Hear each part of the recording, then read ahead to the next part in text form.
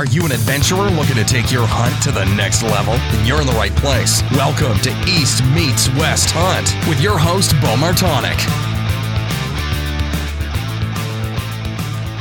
Hey everyone, welcome back to another episode of the East Meets West Hunt podcast presented by onX. So what I want to talk about today with onX and specifically the onX Hunt app is being able to utilize the app to navigate the private public land boundaries. And specifically in this podcast with John Hallam and in this whole Idaho hunt, we hunted a lot of property that bordered private land and being able to navigate it. And a lot of times things like fence posts and things like that don't necessarily mean that it's private land. And by using the onX Hunt app, we were able to distinguish what was actually private, what was public, and navigate some of those pieces that others might not even really think it's open to be able to hunt. So if you want to check out the onX Hunt app and the private public land features, boundaries, things along those lines, head over to onxmaps.com. Use the coupon code EMW to save yourself 20% off. So Maven Optics. Maven has come out with the highest quality optics available, and through their direct-to-consumer business model, they're able to do that at about half the price of their competitors. And the new S2 spotting scope is a 12 to 27 by 56 millimeter. I use that, a lot on this hunt. I've talked about it so far, and I can't talk enough about it. That spotting scope was lightweight, only 32 ounces, always stayed in my pack, and really helped out. I'd add a little phone scope and my phone to it to be able to video and get some, to be able to take your eye off the glass and just watch what's out in front of you. So if you head over to mavenbuilt.com and use the coupon code EastMeetsWest-gift, you can get yourself a free gift with any full price optics order. And lastly, the University of Elk Hunting and Corey Jacobson and Elk 101 have put together the most fully comprehensive elk hunting course available. And with that, that was one of the things that, myself, I've went through, the other guys on the trip. It's helped us out a ton when it comes to, getting over that elk hunting learning curve, because elk hunting is definitely not easy. And you'll see in the podcast artwork for this episode, John with his bull, and he's wearing a Destination Elk shirt, which is Elk 101 and Corey's YouTube series that goes through day-by-day breakdown of their elk hunt. So look forward to that coming out this November on YouTube. To save yourself 20% off the University of Elk Hunting, use the code EastMeetsWest at checkout. Go over to elk101.com to check that out. All right, so on today's episode, I'll have John Hallam, who's from Ohio. John was someone I did not know prior to going out to Idaho. We'd messaged on Facebook. He'd found the podcast, and him and I chatted back and forth for a while, found out we were going to be hunting in a similar area. Well, actually, just about the same area. So he invited us to camp with him. He's hunted the area for a while. So once we got out there, his local knowledge was awesome, so great. I can't be any more thankful to John. He's, a young guy, 22 years old, that's been grinding it out there for 10 years since he was 12 years old, and most of it doing it solo, which is extremely impressive. John's just an all-around great guy. I'm glad I got to meet him, and I'm sure we'll be friends for a long, long time, and hopefully get to hunt together again. So this podcast is all about the story of John and, his progression in elk hunting, and specifically this bull that he killed this year a couple of days before we got out there. And I do want to say that I will be, I've been saying this now since I got back, but there'll be a lot of whitetail stuff coming up. So anybody that's been looking forward to that, have a lot of stuff for mountain bucks, public land whitetails, anything along those lines, big woods deer, that stuff's going to be coming out. Have some great guests lined up and probably do a couple solo episodes myself and everything with that. There's, full swing. The hunting season opened up here this past Saturday. I have some stories from that, but I'll save that here for the first whitetail episode to go into kind of what happened there on the first day, and probably I'll have about a week into it at that point. So look for those to start coming out next week. But with that being said, let's get into the podcast here with John. All right, welcome back to another episode of the East Meets West Hunt podcast. Sitting here in Idaho on a windy day here with my buddy John Hallam. And before I get into this, I apologize if this starts off a little weird or if we miss out on some things, because John and I just recorded about half of this and the batteries died in the middle of it and lost everything. So John, I apologize for that, but do you want to give a little bit of a background on yourself here? Yeah, my name is John Hallam. Like Bo said, I'm from Southern Ohio. I've been coming to Idaho here to hunt for 8 or 9 years now. I started when I was 12, and I've come back pretty much every year since. I'm a pipe fitter back home. I like to move out here for too long, but come in contact with Bo through Facebook a while back, and we found out we were going to be hunting the same area, and I said, well, I'm camped right there, why don't you come hang out? And so him and his buddies have been here, and we've got to hunt, hang out, and pack some bulls together. Yeah, it's hilarious though that we met through Facebook where you had found the podcast, and you said that that's cool that someone's doing the same thing I am, and just kind of talking about it through the podcast, and since then we've talked back and forth, and it's a lot of times you can talk to people, oh, that'd be cool to hunt together, blah blah blah, but we were able to actually meet up at camp, and within within one day of meeting each other, pack bulls out together, and a bull, and share camp together. It's pretty wild how that all worked out. Right. It's been a lot of fun. Yeah, like you said, I found the podcast a few months back, and you never do hear podcasts. There's not enough about the guys coming from the east. You've got plenty of elk hunting information, but there's a lot more to it for those of us that come from the east to the west to hunt, rather than just the guys that can go out their back door and hunt elk in the backyard. There's a lot more strategy and look ahead and work that goes into it, and no one really addresses that. That's what I really liked about your podcast. Yeah, well, yeah, thank you for that. It's just one of them things that I was a struggle of mine, trying to weed through the information and figure it out, and was hoping to be able to help others out with the same thing. And the area that we're hunting, which I will keep disclosed, but you've been hunting here for quite a while. Yeah. My dad brought me out here when I was 12, the first trip. A family friend of ours that worked with my grandfather back in New Jersey 20 years ago, he retired and moved out here. He brought my dad out here to hunt when my dad was in high school. And my dad ended up calling him up a few years back and saying, hey, I got a son, likes to hunt. And he said, bring him out. So we come out for a week of deer hunting, and I've come back pretty much every year since. Started off just deer hunting, rifle deer hunting down in the river bottoms, because I couldn't really get too far without a driver's license. I'd fly out here, and Jim would pick me up at the airport, and I just walk the river bottoms and shoot whatever I saw. Do a lot of fishing and coyote hunting, and then when I got my driver's license, I started doing some elk hunting. They'd pick me up at the airport and give me a truck to drive for the week, and I'd spend the week in the mountains. It's been a lot of fun. I've learned a lot, and I was blessed to have the opportunity to come out here at such a young age, and spend as much time out here as I have. A lot of guys are my age before they ever get to start this, and getting to start this process at age 12 or 13 really gave me a good jump on it.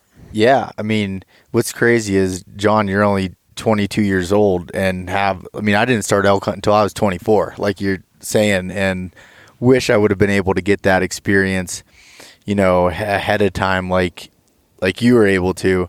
And it's a really cool thing that you got to spend so much time in the mountains alone at a young age too. Right.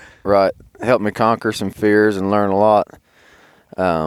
Yeah, like I said, there's a lot of guys. I brought a couple guys out here that they're 40 and 50 years old before they ever get to make their first trip. I was lucky enough to do it a lot sooner.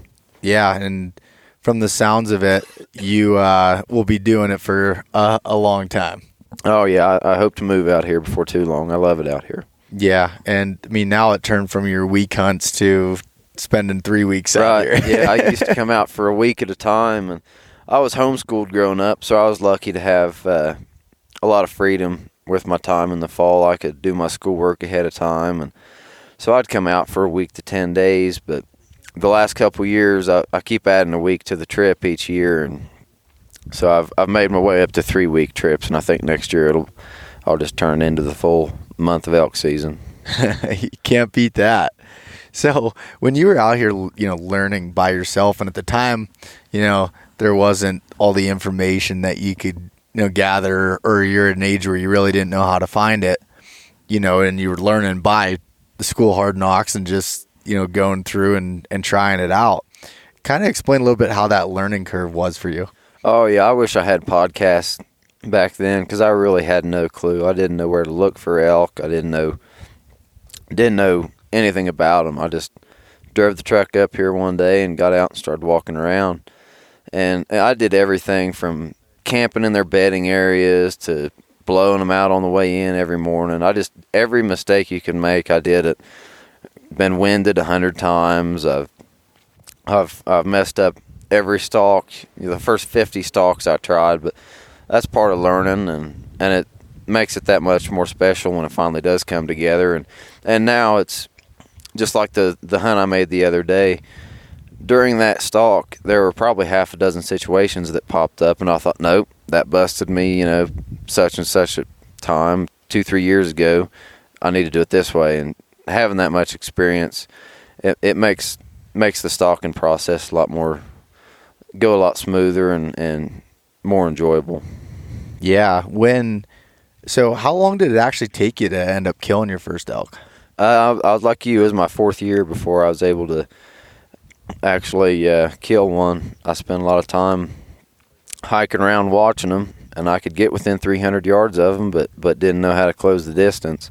I just wasn't aggressive enough, and I always thought they'd come to me, and it doesn't work out like that. I'd set up in draws, and I'd see them go up a draw one day, so I'd be there the next day, and it took me too long to realize these things are not going to do the same thing twice. And when you see them in the open, you got to move and move fast. That's part of what I like about the spot and stalk game. It's a race. It's a lot of fun. Yeah, and your first elk that you ended up killing, kind of describe a little bit of that, and then how that kind of led into the following years. Right, the first elk I killed, I sorry about that. I still didn't really have an idea of what I was doing. It was all luck. I saw this herd of cows bedded on a hillside and thought, well, this is the only shot I got. I'll see if I can't put a stalk on them. So I ran up the hillside on the next draw over, and I just I popped over the top of that ridge and just waited for him to come within range. I had a cow come within range and took a shot. Finally killed one. But after that, just thinking about the way it all panned out, I realized that, that's how you really need to hunt. I kind of made a Hail Mary on that one, and I thought, it's not really a Hail Mary, that's just how it gets done. So ever since then, that's the way I've hunted. Yeah, and from the sounds of it, it kind of got the ball rolling with you, and as far as the following years, success started to kind of follow. Right. I was always too timid and laid back about making moves on them, after I made that first one and realized, I thought, wait a minute, this can work. I can run through the sagebrush, and I can make some noise and cover ground and not get busted, and that's actually what you have to do. After realizing what I can and can't get away with, really helped me, boosted my confidence, and taught me a lot about making stalks. Now that's the fun part for me. You see them from a mile away, and you just start running, and you don't quit until you get there. But a lot of it is also learning the timing of when to run and when to lay low. Just the simple things like, a lot of people will see them, and as soon as they see them, they take off running, and that's not always the right way to do it. You need to sit there and watch them for a while, try to figure out which direction they're going, and take a guess at which draw they're going to go up, and then you take a run.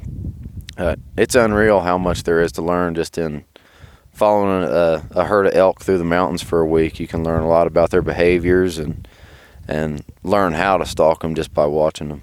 Well, what's crazy is up until this point, the last 3 years, I've hunted in Colorado, and it's been majority of thick timber, nothing with spot and stalk game, and you've helped us with that learning curve a ton by teaching us kind of how they move and be like, all right, no, we don't have pressure right now. Stay patient. Don't try to make a move on them right now because you see them. They're probably going to do something similar tomorrow. Try to learn what they're doing, where they're going, and play the wind to be able to do that. And I think that game of being that balance between being patient and aggressive is a fine line, but it's a fun one to learn. Right. That's another thing. When I finally did decide to get aggressive and realize that that's what you need to do, like you said, there's a fine line there, because you don't show up on day one or day two and start making big, bold pushes into them. I did that a couple years ago. The first morning I tried to make a move on a herd, and I blew them out. And I thought, what am I doing? I've got 12 days left here. I can sit here and watch these things, and they will somewhat develop a pattern. If you watch a herd of elk that's unpressured and they're in their somewhat summer pattern, they're feeding, they're not being pushed by hunters or any bulls, you can watch, and within a week's time, they will do the same thing a couple times. You just got to get the hang of it. And after you see them do it for a couple days, once you see them maybe go up the same draw as you've seen before, you know where they're going next, and then you just got to beat them there. Yeah. And so that kind of, led into this year. You and I were talking back and forth on Facebook. You came out a week ahead of us. And when you did that, you went, you said, I hadn't heard from you in a few days. You came out here, and I sent you a text. I was like, hey, how's it going, man? And you texted me back, I shot a bull. Right. I just shot him maybe an hour and a half before I got a text from you, and I happened to be up high enough that I was able to get a text and get a phone call out. And it was all by chance that I was even able to kill that bull. The first 3 days I spent here, I was up in the mountains here, and the weather got nasty, and I got tired of dealing with it, so I moved out to a bowl out front where I've hunted in the past, and the weather's not quite so bad, and found the herd out there on Tuesday evening. And I've hunted them there before. They feed in some alfalfa fields below this big bowl, and they'll move their way back up into the bowl at daylight. So I knew I had to get there early. I got up at 4 o'clock, and I was on the rim of that bowl at 4:30 waiting on them. And as soon as daylight come, I could hear them bugling, and there were some bulls fighting below me. The cold weather had them fired up, and so I got up on top of this cliff, and I could see them maybe 100 yards below me. There were only two ways that I thought they could get into that bowl, so I got right in between them, and I thought, I've got them. Either direction they go here, all I had to do was sprint 60 yards left to right, settle down, and I'd have a shot. But they ended up making a complete 180, went the long way around, and come in the opposite side of the bowl. And I thought I'd, missed the opportunity. So I was just sitting there. Actually, I had my phone out videotaping the herd bull. And in the video that I took, you can hear a stick snap beside me. That was the bull I killed sneaking up next to him. He was 20 yards from me before I even knew he was there. I hear a rock roll and a stick snap, so I shut the phone off and I kneel down. I nock an arrow, and when I look back up, the bull's at 12 yards coming right at me. So I thought, well, what do I do now? He's walking straight at me. He's either going to run over top of me and bust out, or he's going to bust me trying to draw on him. And I figured I'd rather him bust and me at least try. So I started to draw, and I was at half draw, just enough to have some pressure on and, get the arms shaking.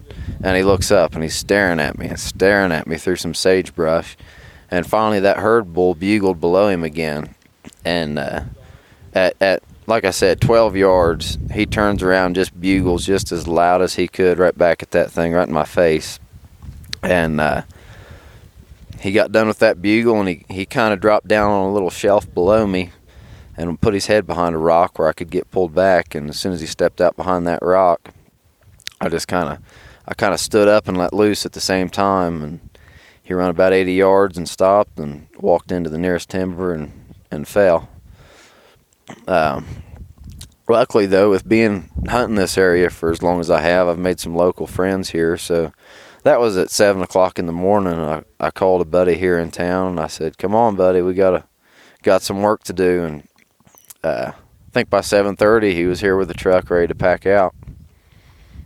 Yeah.